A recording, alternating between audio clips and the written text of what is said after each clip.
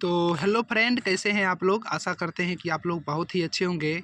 तो आज का जो हमारा टॉपिक है वो है क्लास 10th अर्थव्यवस्था का चैप्टर नंबर 2 राज्य एवं राष्ट्र की आय। आज हम लोग इस वीडियो में इस टॉपिक को पूरे अच्छी तरह से समझेंगे। यदि अगर आप लोग इस वीडियो को पूरा अंत तक देख लेते हैं तो आपको इस टॉपिक से कहीं पर भी किसी प्रकार का कोई दिक्कत नहीं होगा। और हमने लास्ट में कुछ ऑब्जेक्टिव प्रश्न भी रखे हैं, जिसको यदि अगर आप लोग कर लेते हैं तो आपको एग्ज़ाम में यहाँ से ऑब्जेक्टिव प्रश्न भी नहीं छूटेंगे। ठीक है, तो सबसे पहले हम लोग थ्योरी क्लास को करेंगे। तो आप लोग वीडियो को अंत तक देखिएगा। और वीडियो बनाने में बहुत ज़्यादा मेहनत लगता है, तो आप लोग एक लाइक और चैनल को सब्सक्राइब ज़रूर कर लीजिएगा, ताकि हमें मोटिवेशन मिले और हम आपके लिए और भी अच्छे से नोट्स को तैयार करके लाएं। ठीक है, तो देखिए वीडियो को स्टार्ट करते हैं।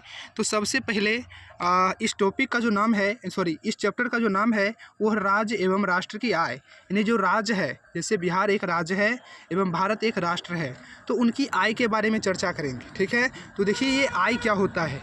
आय को इंग्लिश में इनकम कहते हैं, आप लोग याद रखिएगा। ठीक है, तो देखिए आय के बारे में सबसे पहले हम लोग जानते हैं तो लोगों को अपने शारीरिक अथवा मानसिक कार्य करने के फलस्वरूप जो धन अथवा वस्तु प्राप्त होती है उसे उनकी आय कहते हैं। तो देखिए जो लोग शारीरिक अथवा अगर कोई भी व्यक्ति काम करता है तो दो ही तरीक़ा से काम करता है। या तो शरीर से, यानी कि जैसे हम लोग खेत में काम करते हैं तो वो हमारा शारीरिक काम हो गया, क्योंकि उसमें हम लोग हाथ पैर का यूज़ करते हैं। ठीक है ना, उसमें हम लोग थक जाते हैं। लेकिन यदि अगर हम पढ़ा रहे हैं तो वो मानसिक कार्य हुआ, इसमें हमारा जो दिमाग है वो काम करता है। तो यदि अगर हम शारीरिक अथवा मानसिक कार्य करते हैं तो उनके फलस्वरूप जो हमें धन प्राप्त होता है, यानी कि जो हमें पैसा मिलता है।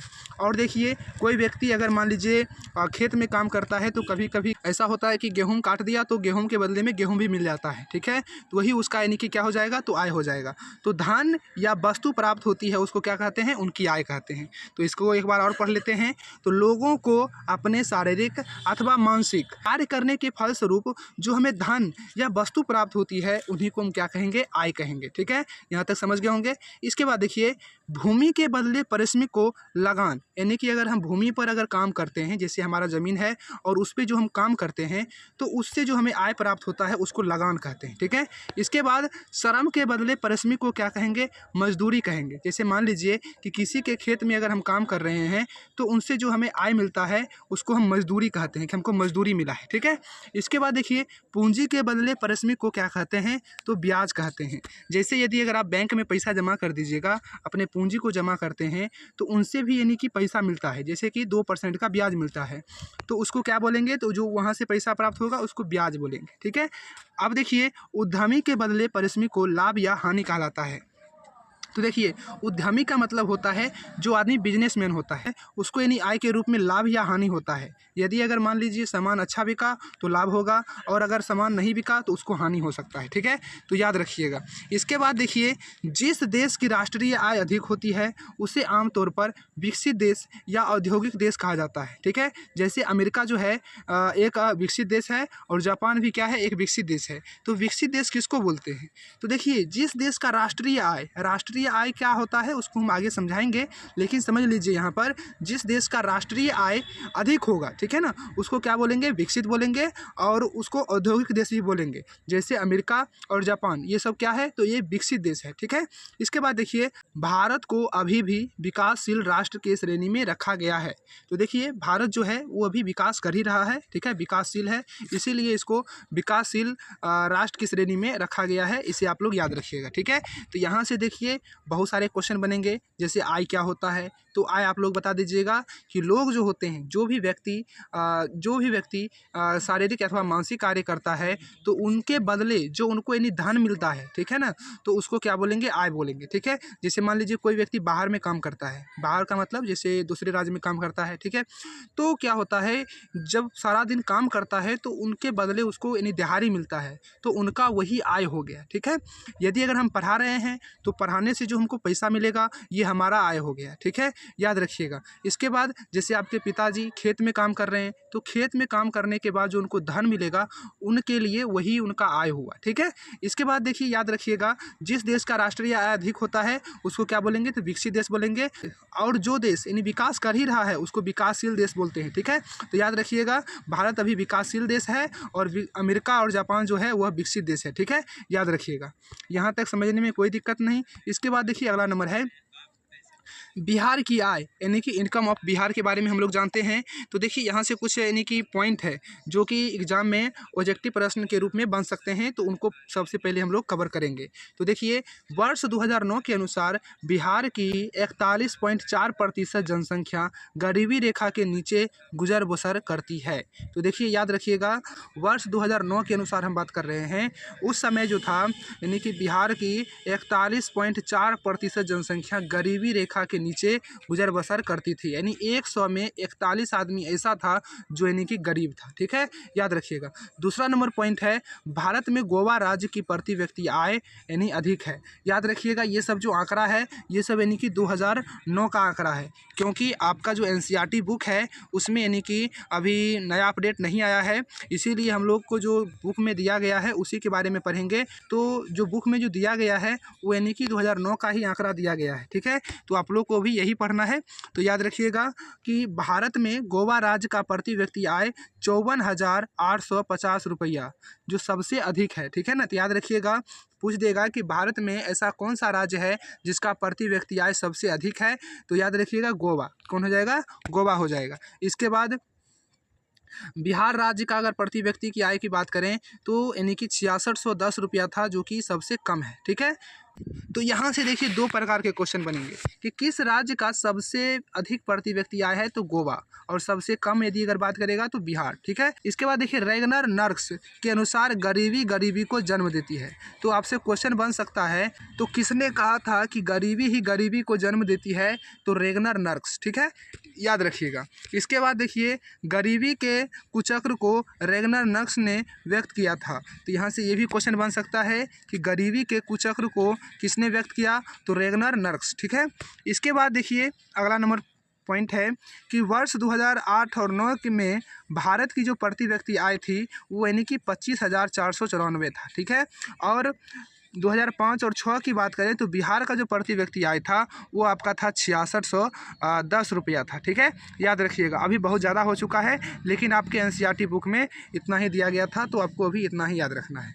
इसके बाद देखिए यहाँ पर रेगनर नर्क्स होना चाहिए, ठीक है। तो यहाँ पर आप लोग सही कर लीजिएगा, रेगनर नर्क्स, ठीक है, ने गरीबी का दुष्चक्र का सिद्धांत दिया, जो बताया कि निम्न आय बचत और निवेश में कमी की ओर ले जाती है, जिससे कम उत्पादकता और फिर से कम आय होती है। तो देखिए हम इसको समझाते हैं। जैसे मान लीजिए ये गोवा है और ये बिहार है, ठीक है। यानी कि यहाँ पर जो यानी कि इसका आय है प्रति व्यक्ति आय, अगर मान लीजिए ज़्यादा है तो बचत भी ज़्यादा होगा इसको, ठीक है ना। जैसे अगर मान लीजिए हम 50,000 रुपया कमाते हैं तो हमारे घर में जो खर्चा है 20,000 रुपया है, तो हमको बचा कितना, 30,000 रुपया बच गया।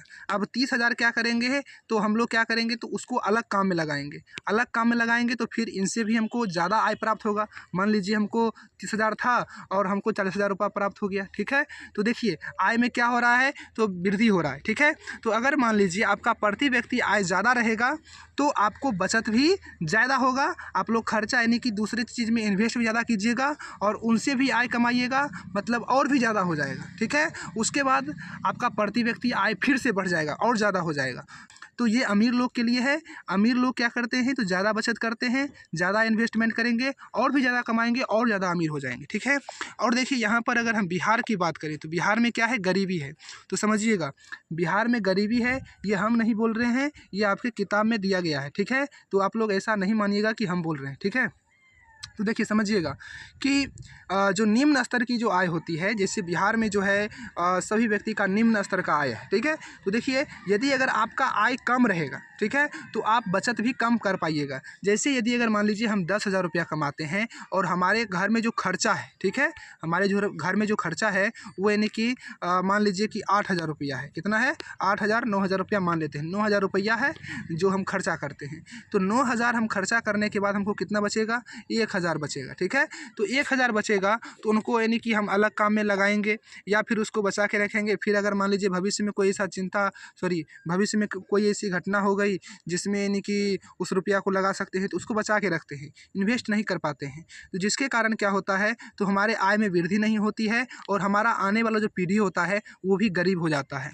तो यही बात को किसने कहा था, रेगनर नक्स ने कहा था कि गरीबी ही गरीबी को जन्म देता है, ठीक है। तो याद रखिएगा इसके पॉइंट को।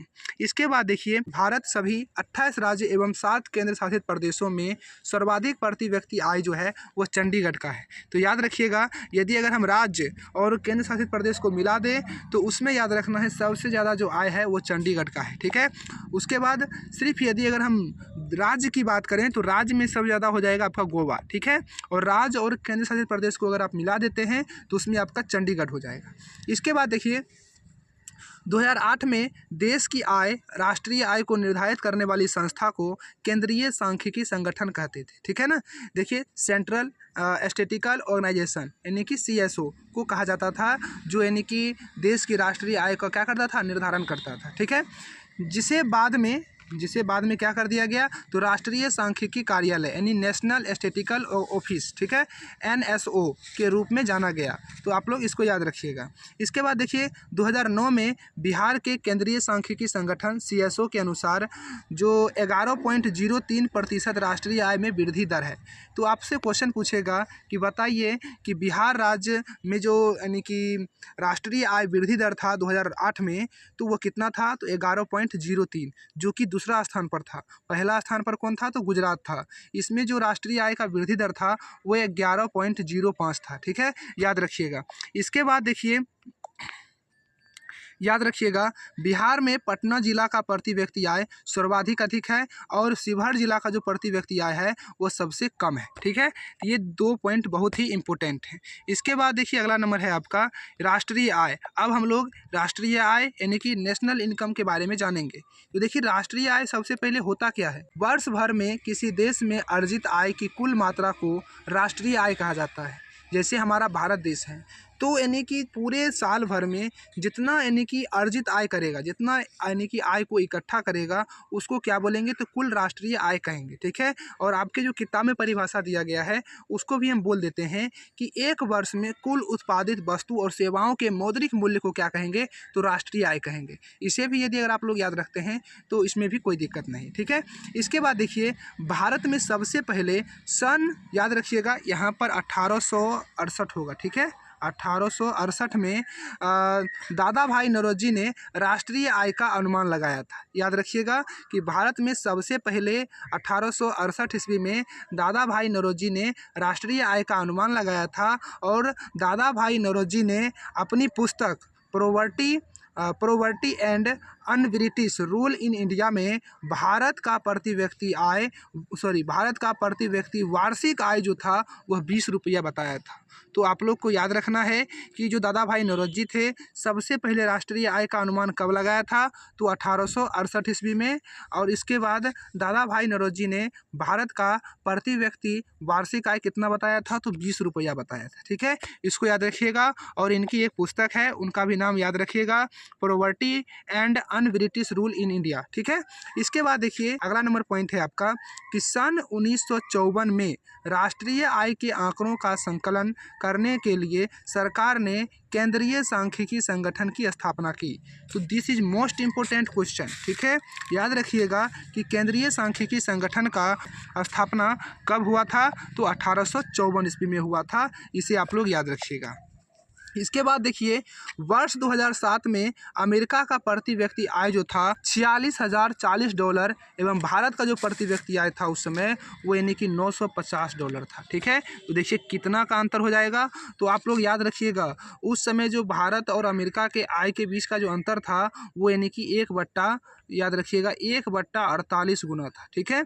कितना था, तो 1/48 गुना, यानी कि भारत 1 रुपया कमाता था तो अमेरिका 48 रुपया, 48 गुना बेसी रुपया था किसके पास, तो अमेरिका के पास था, ठीक है। तो याद रखिएगा इसको। इसके बाद देखिए वर्ष 2007 में बांग्लादेश की प्रति व्यक्ति आय सबसे कम मात्रा में यानी कि $870 था। इसे भी आप लोग याद रखिएगा। इसके बाद देखिए ये क्वेश्चन कई बार एग्जाम में पूछा जा चुका है कि 1 अप्रैल से 31 मार्च तक को भारत का वित्तीय वर्ष कहा जाता है। यानी कि जो भारत का वित्तीय वर्ष होता है वो यानी कि 1 अप्रैल से 31 मार्च होता है। जैसे राज्य के लिए या देश के लिए जो नया साल आता है वो आपका 1 अप्रैल को ही आता है, ठीक है। उस समय ही यानी कि योजना आयोग अपने नए नए योजना को बताते हैं, नए नए रूल लागू होता है, ठीक है। तो 1 अप्रैल से 31 मार्च को क्या बोलेंगे, तो वित्तीय वर्ष बोलेंगे, ठीक है। इसके बाद देखिए राष्ट्रीय आय में वृद्धि होने से प्रति व्यक्ति आय में क्या होता है, वृद्धि होता है। ये भी क्वेश्चन आप लोग याद रखिएगा। तो देखिए राष्ट्रीय आय में वृद्धि होगा तो हमारा प्रति व्यक्ति आय में भी क्या होगा, तो वृद्धि होगा। इसके बाद देखिए राष्ट्रीय आय की गणना 5 तरीके से होती है जिसको हम लोग आगे पढ़ेंगे, ठीक है।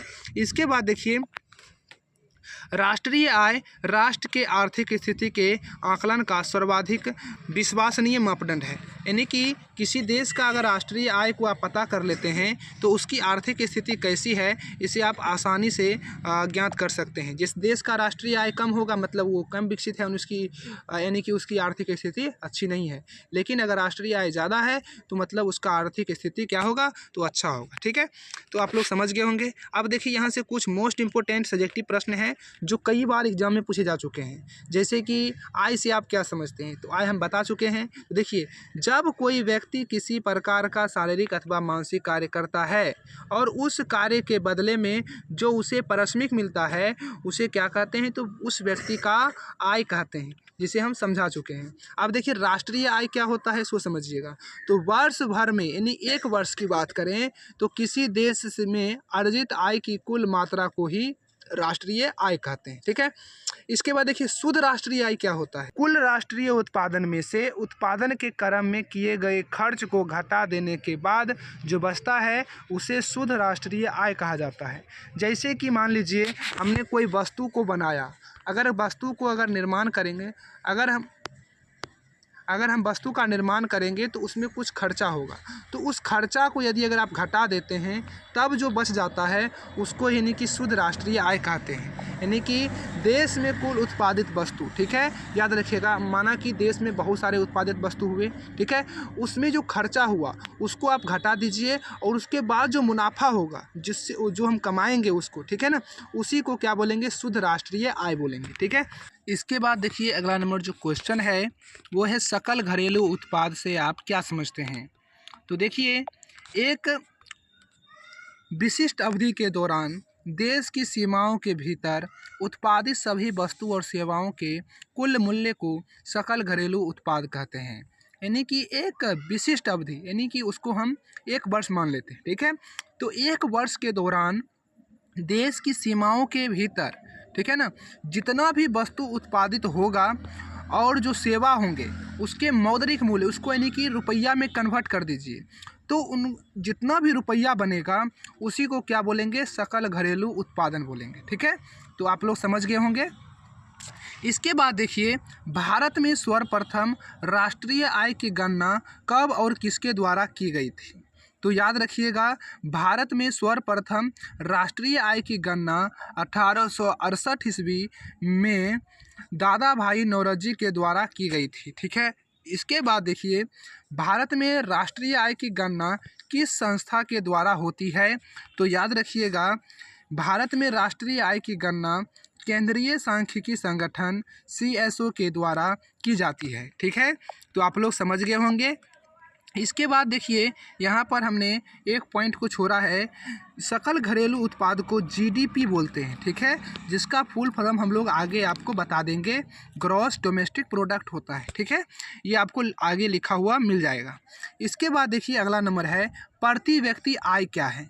तो समझिएगा राष्ट्रीय आय में देश की कुल जनसंख्या से भाग देने पर जो भागफल आता है उसे प्रति व्यक्ति आय कहते हैं। इसका आकलन निम्न प्रकार से की जाती है, प्रति व्यक्ति आय बराबर राष्ट्रीय आय बटे देश की कुल जनसंख्या। जैसे कि हम आपको बता दें, माना कि भारत की जो राष्ट्रीय आय है, यानी कि एक वर्ष में कुल उत्पादित का मौद्रिक मूल्य जो है मान लेते हैं 1200 रुपया है, ठीक है। और इस देश में मान लीजिए 60 आदमी रहते हैं, तो 60 से यदि अगर हम भाग देंगे तो कितना निकलेगा, तो इसका आंसर यानी कि भागफल जो है 20 रुपया निकलेगा। मतलब यानी कि प्रति व्यक्ति आय की बात करें तो वो कितना हो गया, तो 20 रुपया हो गया। यानी कि देश की कुल जनसंख्या में, हम फिर से बता रहे हैं, देश की कुल जनसंख्या में जैसे मान लेते हैं कि देश की कुल जनसंख्या 1200 है, ठीक है। और तो देश की कुल राष्ट्रीय आय में, तो देखिए हम फिर से बता रहे हैं, देश के कुल राष्ट्रीय आय, जैसे मान लेते हैं देश का जो कुल राष्ट्रीय आय है वो यानी 1200 रुपया है, और जो जनसंख्या है वो आपका 60 है, ठीक है। तो अब देखिए 60 से यदि अगर हम भाग देंगे तो कितना निकलेगा, तो 20 निकलेगा। मतलब जो प्रति व्यक्ति आय होगा, ठीक है, भारत का, वो कितना हो जाएगा, 20 हो जाएगा। और याद रखिएगा ये हमने माना है, आपको पता होना चाहिए कि भारत का जो राष्ट्रीय आय है वो अरबों खरबों में होगा, और जो जनसंख्या है वो भी लगभग 150 करोड़ पार कर चुका है, ठीक है। तो उस हिसाब से आप लोग अंदाज़ा लगा सकते हैं।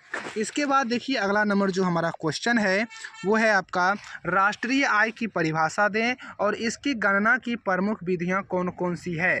तो याद रखिएगा ये क्वेश्चन कई बार एग्जाम में पूछे जा चुके हैं 5 नंबर में, तो आप लोग इसको मिस मत कीजिए। This is most important question, तो आपका पूरा माइंड यहाँ पर रहना चाहिए, ठीक है। तो देखिए, किसी देश में एक वर्ष में उत्पादित वस्तु एवं सेवाओं के मौद्रिक मूल्य को राष्ट्रीय आय कहा जाता है। एक वर्ष में, ठीक है, जितना वस्तु उत्पादित होगा, और जो सेवा का मतलब होता है जैसे आपका डॉक्टर हो गया, इंजीनियर हो गया, शिक्षक हो गया, ये सब जो होते हैं माइंड से काम करते हैं, ठीक है ना, दिमाग लगाते हैं। तो ये सब क्या करते हैं, सेवा करते हैं। डॉक्टर हो जाए, इंजीनियर हो जाए, ये सब क्या करते हैं, सेवा। तो उनसे भी सरकार को आय प्राप्त होता है, ठीक है, और उन व्यक्ति को भी आय प्राप्त होता है। तो उनके मौद्रिक मूल्य को क्या कहेंगे, तो राष्ट्रीय आय कहेंगे। राष्ट्रीय आय की गणना की प्रमुख विधियां देखिए कौन कौन है। सबसे पहला है उत्पादन गणना विधि। तो ये पॉइंट बहुत ही इंपॉर्टेंट है, उत्पादन गणना विधि। जब राष्ट्रीय आय की गणना उत्पादन के योग द्वारा किया जाता है तो यहाँ पर इसे होना चाहिए, इसे उत्पादन गणना विधि कहते हैं। जैसे मान लीजिए देश में बहुत सारे वस्तु क्या हो गए, वस्तु का उत्पादन हुआ, ठीक है। तो इसके मौद्रिक मूल्य को जो हम इकट्ठा करेंगे उसी को क्या बोलेंगे, उत्पादन की गणना विधि, ठीक है। इसके बाद देखिए आय गणना विधि। जब राष्ट्र के व्यक्ति की आय के आधार पर राष्ट्रीय आय की गणना की जाती है तो इसे राष्ट्रीय आय की गणना विधि कहते हैं। जैसे मान लीजिए बहुत सारे व्यक्ति हैं, जैसे डॉक्टर, इंजीनियर, ये सब हो गए, तो ये सब क्या होता है, तो इन सब के आय का गणना किया जाता है। मजदूर भी हो सकते हैं, ठीक है ना, और यहाँ पर किसान लोग भी हो सकते हैं, तो उनके आय का जो गणना किया जाता है उसको आय गणना विधि कहते हैं, ठीक है। इसके बाद देखिए मूल्य योग विधि, ठीक है। तो उत्पादित की हुई वस्तु का मूल्य विभिन्न परिस्थितियों में व्यक्तियों के द्वारा किए गए प्रयास से बढ़ जाता है। ऐसी स्थिति में राष्ट्रीय आय की गणना को मूल्य योग विधि कहते हैं। इसके बाद आपका एक अगला और भी है जिसको बोलते हैं व्यावसायिक गणना विधि बोलते हैं। तो समझिएगा, राष्ट्रीय आय की गणना व्यावसायिक आधार पर की जाती है तो उसी को क्या बोलेंगे, व्यावसायिक गणना विधि बोलेंगे। ये क्वेश्चन बहुत ही इंपॉर्टेंट है, इसे आप लोग याद कर लीजिएगा। इसके बाद देखिए अगला नंबर है हमारा कुछ महत्वपूर्ण पॉइंट जिसको आपको याद रखना पड़ेगा। सबसे पहले है जीडीपी। जीडीपी का मतलब होता है ग्रॉस डोमेस्टिक प्रोडक्ट। इसके बाद होता है जीएसटी, गुड्स सर्विस टैक्स, ठीक है। इसके बाद होता है एनएनपी, होता है नेट नेशनल प्रोडक्ट होता है। इसके बाद आपका हो जाएगा जीएनपी, ग्रॉस नेशनल प्रोडक्ट। इसके बाद एनआई का मतलब होता है नेशनल इनकम। इसके बाद ईडीआई का मतलब होता है इकोनॉमी डेवलपमेंट इनकम, ठीक है। इसके बाद पीसीआई का मतलब पर कैपिटा इनकम, और इसके बाद आपका हो जाएगा एनएसएसओ, ठीक है, नेशनल सिंपल सर्वे ऑर्गेनाइजेशन, ठीक है। इसके बाद देखिए सीएसओ, सेंट्रल स्टैटिस्टिकल ऑर्गेनाइजेशन। ये सब जो फुल फॉर्म है बहुत ही इंपॉर्टेंट है, इसको आप लोग याद रखिएगा। तो देखिए इसके बाद हमारा है ऑब्जेक्टिव प्रश्न। इसमें लगभग 20 प्लस हैं, 26 ऑब्जेक्टिव प्रश्न हैं। यदि अगर आप लोग इसको कर लेते हैं तो आपको परीक्षा में ऑब्जेक्टिव प्रश्न करने में किसी प्रकार का कोई दिक्कत नहीं होगा। तो देखिए, सबसे पहला है आपका कि श्रम का पारिश्रमिक क्या कहलाता है। अगर हम खेत में काम कर रहे हैं तो वो जो हमको पैसा मिलेगा उस पारिश्रमिक को क्या कहेंगे, मजदूरी कहते हैं। क्या कहते हैं, मजदूरी। इसके बाद देखिए, पूंजी का पारिश्रमिक क्या कहलाता है। जो हम बैंक में पूंजी जमा करते हैं, ठीक है, तो उसका पारिश्रमिक, उसके बदले जो हमको पैसा मिलता है उसको ब्याज बोलते हैं। क्या बोलते हैं, ब्याज बोलेंगे, याद रखिएगा, ठीक है। इसके बाद देखिए, व्यवस्थापक, जैसे कोई पदाधिकारी है, ठीक है, किसी ऑफिस में काम कर रहा है, तो उसके बदले तो उसको जो यानी कि पारिश्रमिक मिलता है, काम करने के बदले जो पैसे मिलता है उसको हम क्या बोलेंगे, तो वेतन बोलेंगे, ठीक है। इसके बाद देखिए, उद्यमी का पारिश्रमिक क्या कहलाता है। तो उद्यमी जो यानी बिजनेसमैन होते हैं, तो उसको हम बता चुके हैं कि लाभ और हानि बोलेंगे। क्या बोलेंगे, या तो उसको लाभ होगा या फिर हानि होगा। इसके बाद देखिए, छठा नंबर है, किस व्यक्ति ने कहा था गरीबी गरीबी को जन्म देती है। तो हम आपको बताए थे कि कौन कहा था, तो अर्थशास्त्री रेगनर नक्स ने कहा था, ठीक है। इसके बाद देखिए, 2008 से 9 में भारत के प्रति व्यक्ति आय कितनी थी। तो आपका हो जाएगा 25,494 रुपया था। ये सब क्वेश्चन आप समझ गए होंगे। इसके बाद देखिए, अगला नंबर क्वेश्चन है हमारा कि 2005 से 6 में बिहार की प्रति व्यक्ति आय कितनी थी। तो 2005 और 6 की बात करें तो उस समय जो बिहार का प्रति व्यक्ति आय था वो था 6,610 रुपया, ठीक है। इसके बाद 9वां नंबर क्वेश्चन है, वर्ष भर में किसी भी देश की अर्जित आय की कुल मात्रा को क्या कहते हैं। तो राष्ट्रीय आय कहते हैं, ठीक है। इसके बाद है, तीसा के भयानक आर्थिक मंदी कब से कब तक थी। तो तीसा का जो भयानक आर्थिक मंदी था वह 1929 से 33 तक था, ठीक है। इसके बाद देखिए, भारत में राष्ट्रीय आय की गणना करने वाले संगठन कौन से हैं। तो केंद्रीय सांख्यिकी संगठन है, ठीक है। स्वतंत्रता प्राप्ति से पूर्व भारत में राष्ट्रीय आय का अनुमान सबसे पहले किस व्यक्ति ने लगाया था। तो दादा भाई नौरोजी ने लगाया था। ये आप लोग याद रखिएगा। इसके बाद देखिए, अगला नंबर है, दादा भाई नौरोजी ने राष्ट्रीय आय का अनुमान किस वर्ष लगाया था। तो याद रखिएगा, 1868 ईस्वी में। Poverty and un British rule in India पुस्तक के लेखक कौन है। तो दादा भाई नौरोजी हैं, ठीक है। 1868 ईस्वी में दादा भाई नौरोजी ने भारत में प्रति व्यक्ति वार्षिक आय कितना बताया था। तो 20 रुपया बताया था। इसके बाद, उत्पादन एवं आय गणना विधि आर्थिक दृष्टिकोण से हैं। तो सहज हो जाएंगे, वैज्ञानिक और व्यवहारिक तीनों होते हैं, ठीक है, याद रखिएगा। राष्ट्रीय आय में वृद्धि होने से प्रति व्यक्ति आय में होती है। तो क्या होगा, जब राष्ट्रीय आय बढ़ेगा तो प्रति व्यक्ति आय में भी क्या होगा, वृद्धि होगा। इसके बाद, राष्ट्रीय आय एवं प्रति व्यक्ति आय में वृद्धि होने से कौन सी क्रिया पूरी होती है। तो याद रखिएगा, विकास की क्रिया पूरी होती है। किसका होगा, तो विकास की क्रिया पूरी होती है। 17 नंबर क्वेश्चन है आपका कि कब और किस व्यक्ति की अध्यक्षता में भारत में राष्ट्रीय आय समिति का गठन हुआ था। तो याद रखिएगा, 1949 ईस्वी में प्रोफेसर PC महानोबिस की अध्यक्षता में हुआ था। इसके बाद देखिए, केंद्रीय सांख्यिकी संगठन CSO की स्थापना किस वर्ष हुई थी। तो 1954 ईस्वी में हुआ था। ये बहुत ही इम्पोर्टेंट है। भारत में वित्तीय वर्ष कहा जाता है। तो याद रखिएगा, 1 अप्रैल से 31 मार्च को वित्तीय वर्ष कहा जाता है। इसके बाद, भारत में किस राज्य की प्रति व्यक्ति आय सर्वाधिक है। तो गोवा हो जाएगा। भारत में किस राज्य की प्रति व्यक्ति आय न्यूनतम है। तो वो बिहार हो जाएगा। इसके बाद याद रखिएगा, बिहार के किस जिले की प्रति व्यक्ति आय सर्वाधिक है। तो आपको याद रखना है, पटना, ठीक है, पटना का प्रति व्यक्ति आय सबसे अधिक है। बिहार के किस जिले की प्रति व्यक्ति आय सबसे न्यूनतम है। तो वो आपका शिवहर हो जाएगा, ठीक है। तो कैसा लगा आपको यह वीडियो, कमेंट में ज़रूर बताइएगा। यदि अगर आपको किसी भी पॉइंट में समझने में दिक्कत है तो हमको ज़रूर कमेंट कीजिए, हम आपके कमेंट का ज़रूर जवाब देंगे, ठीक है। और इसके बाद आपको एक बात बता दें, यदि अगर आप लोग चैनल को सब्सक्राइब नहीं किए हैं तो चैनल को ज़रूर सब्सक्राइब कर लें, क्योंकि हमें मोटिवेशन मिलेगा तो हम आपके लिए और भी अच्छे अच्छे नोट्स लाते रहेंगे। तो चलिए, मिलेंगे नेक्स्ट वीडियो में, तब तक के लिए जय हिंद, जय भारत।